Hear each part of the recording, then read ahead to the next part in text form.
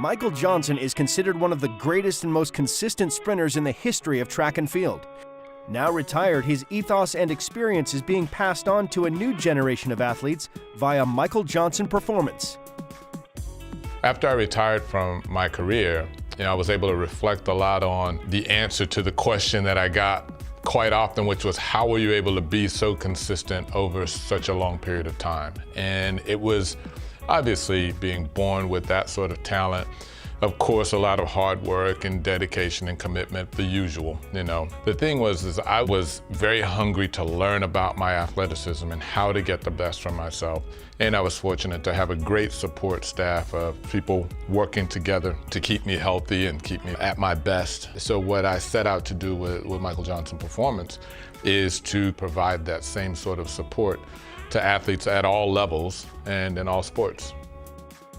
The philosophy and ethos of Michael Johnson Performance is encapsulated probably best in realizing your fullest potential athletically. And we as coaches really buy into the fact that every athlete, regardless of their age, their competitive level, their limitations, their gifts, all come here to utilize us, our resources, our modalities, our mindset for the betterment of them athletically, regardless of sport.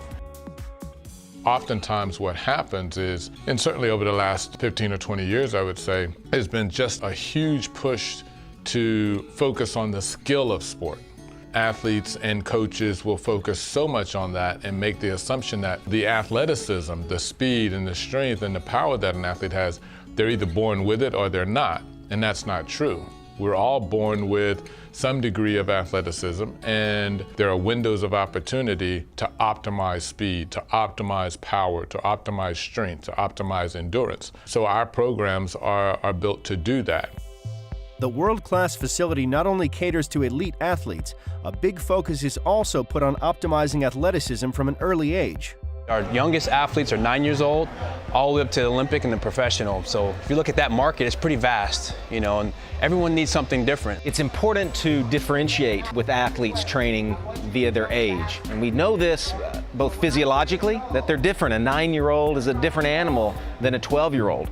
We also understand that the ages psychologically are different. Different things resonate with different ages. And so to try to train these 9-year-olds like our competitive 19-year-olds, even though they both may love track and field or they both may love American football, would short side both ends of the extreme.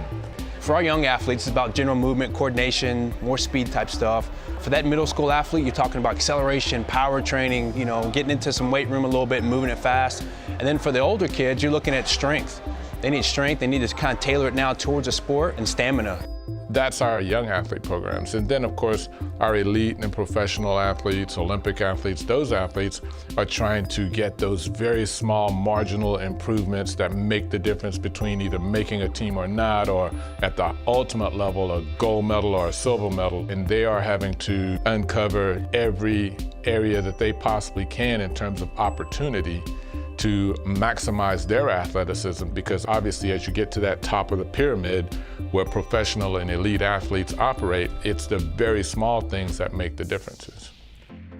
With precision playing an increasing role in training, technology is being embraced in an athlete's development through a unique partnership with the Nike Research Laboratory, which sees scientists from the lab permanently based at Michael Johnson Performance.